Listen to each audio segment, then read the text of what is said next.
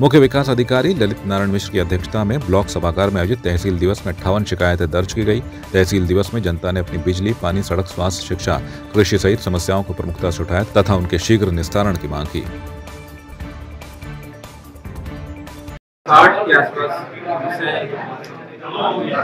संज्ञान में आई हैं, प्रस्तुत हुई हैं और इनमें से लगभग 60% जो समस्याओं को मौके पर निस्तारण किया गया है। बाकी में कुछ में जिसमें जांच की आवश्यकता है या जिसमें समय लगने की संभावना है, उसके लिए संबंधित विभागों को निर्देशित किया जा रहा है। गोलापार स्थित अपने कार्यालय पर कांग्रेस के वरिष्ठ नेता एवं कांग्रेसी एससी विभाग के प्रदेश उपाध्यक्ष इंद्रपाल आर्य ने पत्रकारों से वार्ता करते हुए सरकार पर जमकर निशाना साधा। उन्होंने कहा, बीजेपी की सरकार में नेता बैठकें करते हैं जबकि काम कांग्रेस पार्टी करती है। जब सत्ता में कांग्रेस पार्टी थी तब बिंदु खता को नगर पालिका का दर्जा दिया था, मगर इन लोगों ने विरोध करके उसे वापस करवा दिया। कांग्रेस पार्टी सत्ता में आने के बाद इन सभी मुद्दों पर प्राथमिकता से कार्य करेगी, साथ ही विकास कार्यों के नए आयाम स्थापित किए जाएंगे। कांग्रेस पर निशाना साधा कि आज तक ये नहीं करा। कांग्रेस तो काम करने में रहती है और विश्वास रखती है। जैसे कि बिंदु खत्ता का मामला जो है उसमें उनने नगर पालिका घोषित करा दी थी, लेकिन इनको कहीं ना कहीं इन लोगों ने उसमें दुरुपयोग करा और लोगों को भड़काने का काम करा। लेकिन 2024 नज़दीक है, ऐसा कुछ नहीं है, लेकिन मीटिंग के द्वारा फिर लोगों जनता को अपने लुभाने लगे हैं और फिर जुमले में उसको लाने जा रहे हैं, लेकिन अब नहीं आने वाली। सरकार की बेटी बचाओ बेटी पढ़ाओ कार्यक्रम को धरातल पर उतारने के मकसद से ठाकुर किशोर सिंह आदर्श बालिका इंटर कॉलेज नरेंद्रनगर ने प्रवेशोत्सव कार्यक्रम आयोजित किया, जहां SCERT की उप निदेशक हिमानी बिष्ट के हाथों माता सरस्वती के चित्र का अनावरण और दीप प्रज्वलित के साथ छात्राओं ने सरस्वती वंदना के साथ कार्यक्रम का शुभारंभ किया। रैली के बाद कॉलेज में गोष्ठी आयोजित की गई। गोष्ठी में अभिभावक भी मौजूद थे। उत्तराखंड में जहाँ तक बालिकाओं को पढ़ाने की बात है तो हमारे यहाँ की जो स्टेट की स्थिति है काफ़ी अच्छी है। मतलब हमारे यहाँ ज़्यादातर लड़कियों को पढ़ाया जा रहा है और अच्छी बात है। इसलिए धन्यवाद के पात्र हैं पेरेंट्स कि वो अपनी बेटियों को भेज रहे हैं। उत्सव के उपलक्ष्य में एक रैली निकाल रहे हैं जिसमें हम सारे नगरवासियों को जन जागरूकता रैली है, जिसमें बताना चाहते हैं कि हमारे विद्यालय में बेटियों के सर्वांगीण विकास के लिए अनेक सुविधाएँ उपलब्ध है। आज 11 अप्रैल 2023 को प्रवेश उत्सव के उपलक्ष्य में हम रैली निकाल रहे हैं। सरकार ने बेटी बचाओ बेटी पढ़ाओ का जो नारा दिया है, हम चाहते हैं कि हमारे विद्यालय में ज़्यादा से ज़्यादा बेटियां प्रवेश करें, एक भी बेटी ना छूटे और ज़्यादा से ज़्यादा बेटियां प्रवेश करें। पिथौरागढ़ मजदूर संघ के अध्यक्ष चंचल राम की अध्यक्षता में मजदूरों के हितों को लेकर चर्चा की गई, जहां जिला कार्यकारिणी अध्यक्ष अर्जुन धोनी ने भी उक्त बैठक में अपने सुझाव रखे। उन्होंने कहा, जनपद में जितने भी ठेकेदार छोटे तबके के हैं उन्हें 5 लाख तक के निर्माण कार्य मिलने चाहिए। साथ ही अगर कोई भी मजदूर जनपद में किसी भी प्रकार की गलती करता है तो उसके खिलाफ मजदूर ट्रेड यूनियन पिथौरागढ़ की ओर से सख्त कार्रवाई अमल में लाई जाएगी। संतोष तो इसलिए नहीं है कि कुछ मजदूरों के जो है कि लेबर एक्ट में रजिस्ट्रेशन होना अनिवार्य है। जिनके पास रजिस्ट्रेशन न हो, यहाँ के भवन स्वामी जो है कि उनको काम दे देते हैं। काम देने के बाद बिहार बहराइच जो बाहर का मजदूर है वो भाग जाता है। जो हमारे उत्तराखंड सरकार को कुछ बेनिफिट होना चाहिए वो बेनिफिट इन ठेकेदारों से नहीं हो रहा है। आज हमारा बैठने का कारण ये है, यहाँ कई जो बड़े बड़े बिल्डर होते हैं, मुख्यमंत्री सड़क योजना है और बड़ी बड़ी बिल्डिंगें हैं, जो बड़े बड़े बाहर से लोग ठेकेदार आते हैं वो चिटकनदार को देते हैं। चिटकनदार जो है काम कराता तो उसमें जो मजदूर जो हैं मजदूरों को पेमेंट नहीं मिल पाती। जो इनका पेटीदार होता है मजदूर में वो बेचारा भी परेशान रहता, मजदूर परेशान रहती, भूखे प्यासे काम करती है और इनको कोई सुविधा नहीं मिलती है। और किसी ठेकेदार का तो यहाँ रजिस्ट्रेशन भी नहीं है और ये बगैर रजिस्ट्रेशन के काम करते हैं और मजदूरों को प्रताड़ित करते हैं। गरीब होना गुनाह नहीं है, गरीब का शोषण करना गुनाह है।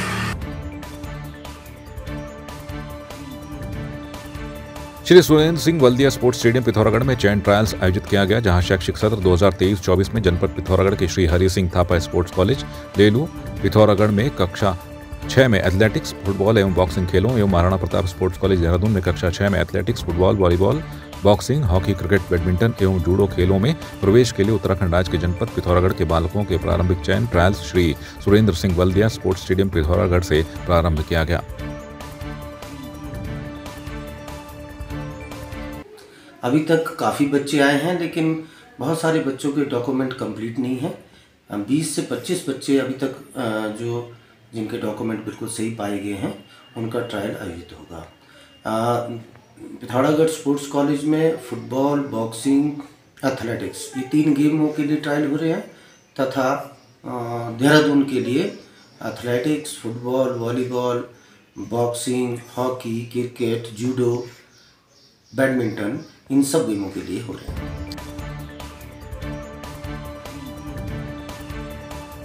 जनपद पौड़ी जिले में राजकीय कन्या पूर्व माध्यमिक विद्यालय चंदोला राई में प्रवेशोत्सव बड़े ही धूमधाम से मनाया गया, जहां विद्यालय में बतौर मुख्य अतिथि ग्राम प्रधान संगीता देवी, विशिष्ट अतिथि के तौर पर पत्रकार भगवान सिंह द्वारा मां सरस्वती के चित्र के सामने दीप प्रज्वलित कर कार्यक्रम का विधिवत शुभारंभ किया गया। पौड़ी जनपद में हर्षोल्लास के साथ वार्षिक उत्सव मनाया गया। इस दौरान पौड़ी जनपद के विद्यालयों में 1 से 5 तक 1830 तथा कक्षा 6 से 8 तक 2833, कक्षा 9 से 12 तक 1631 छात्रों के एडमिशन हुए। कुल मिलाकर जनपद में 6294 छात्रों ने विद्यालयों में एडमिशन लिया है। आज पूरे उत्तराखंड में प्रवेशोत्सव मनाया गया है। आप ज़्यादातर देखते हैं कि जब बच्चे को स्कूल जाने के लिए कहते हैं तो बच्चा रोता है, स्कूल जाना नहीं चाहता। लेकिन जब बच्चे से कहते हैं कि फलां व्यक्ति के बच्चे के बर्थडे में जाना है तो तुरंत कपड़े पहन के तैयार हो जाता है, क्योंकि वहाँ उत्सव जैसा माहौल होता है। तो इसी के दृष्टिगत उत्तराखंड सरकार ने निर्णय लिया कि जो स्कूल्स हैं वहाँ प्रवेशोत्सव मनाया जाए और वहाँ ऐसा वातावरण दिया जाए जिस क्लास में बच्चे बैठेंगे वहाँ गुब्बारे लगाए जाएं, बच्चों का फूल मालाओं से स्वागत किया जाए, उन्हें कॉपी किताब, टॉफ़ी, चॉकलेट ये दिए जाएं। तो ये जो प्रवेशोत्सव है वो पौड़ी जनपद में बड़े ही धूमधाम से अच्छे तरीके से मनाया गया है।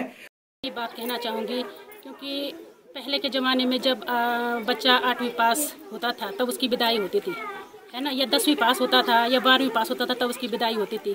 लेकिन ये सरकार की सबसे बड़ी पहल हुई कि उन्होंने 5वीं पास करके जब 6वीं में एडमिशन होता था उनका बहुत बड़ा सम्मान होता है। बच्चों को भी उत्साह मिलता है कि हम 5वीं क्लास से 6वीं क्लास में गए तो हमें कितना सम्मान मिला, और ये सम्मान जब मिला तो बहुत अच्छा लगा। यहाँ पे आज देखा गया बच्चों को प्रोग्राम के माध्यम से देखा गया, उनको संस्कृत में, इंग्लिश में, हिंदी में जो उन्होंने प्रस्तुति की और जो प्रोग्राम उन्होंने अभिभावकों या हमको सबको दिखाया, उसके लिए मैं हमारे प्रधानाचार्य दयाल जी हैं, ये हमारे भट्ट जी हैं और बाकी सब स्टाफ गण हैं जो उनके माध्यम से जो बच्चों को सिखाया गया या उनकी जो नींव रखी गई वो बहुत बढ़िया लगा, बहुत अच्छा लगा।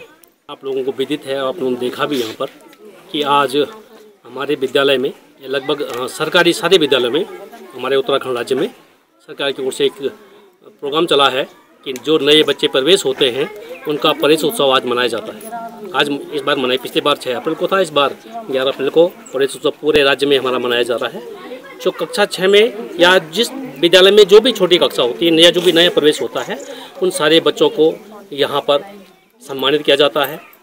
उनका जैसे हम घर में कहते हैं कि नया बच्चा पैदा होता है तो एक नई खुशी होती है, सब लोग उसका सम्मान करते हैं, ठीक उसी प्रकार से हमारे लोग नए बच्चे होते हैं उनको सम्मानित करने का प्रयास विद्यालयों के द्वारा किया जाता है, जिनमें हमारे जनप्रतिनिधि भी शामिल होते हैं और हमारे अभिभावक सभी शामिल होते हैं।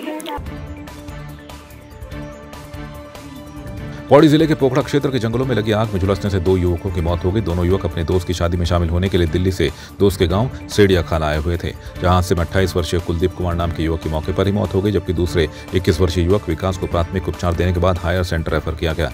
राजस्व टीम ने दोनों युवकों का पंचनामा भरकर दोनों युवकों का पोस्टमार्टम संयुक्त सतपुली में करवाने के बाद युवकों के शव उनके परिजनों के सुपुर्द कर दिए हैं।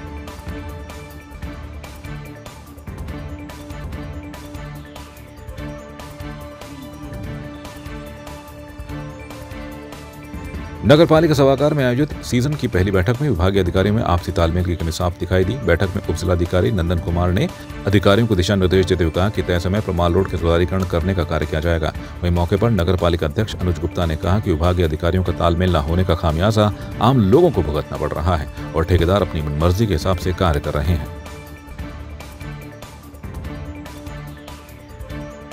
अभी तक की जो कार्यवाही हुई है उसमें हमारा जो ब्लैक टॉप है वो लाइब्रेरी की तरफ हम बढ़ रहे हैं। अभी तिब्बतन मार्केट का हो गया है, अपर मॉल भी हो गया है। तो अभी जो हमारा एक्सकेवेशन खुदाई का जो काम है वो जो रिमेनिंग वर्क है वो टिल पिक्चर पैलेस बचा हुआ है लोअर मॉल में, तो अभी वही कर रहे हैं। डेडलाइन के अकॉर्डिंग काम कर रहे हैं, जो भी टाइमलाइन है, और इसकी मॉनिटरिंग भी चल रही है और कोऑर्डिनेशन भी फैसिलिटेट किया जा रहा है। देखिए, पर्यटक सीजन से पूर्व यहाँ पर एक बैठक का आयोजन किया गया जिसमें एसडीएम भी साथ में थे और सारे विभाग, संबंधित विभागों को यहाँ बुलाया गया था। और मुख्य तौर पे जो शहर में सड़कों की दुर्दशा ठेकेदारों द्वारा की गई है उस पर बहुत विचार हुआ और उन्होंने एक अल्टीमेटम दिया गया है कि आप एक हफ्ते के अंदर माल रोड दुरुस्त करेंगे और साथ ही जितने भी बिल्डिंग मटेरियल्स आउटर साइड में रोड्स में पड़ा है इन सबको साफ़ करेंगे। इसके अलावा जो मोतीलाल नेहरू रोड है उसकी स्थिति बहुत ख़राब है।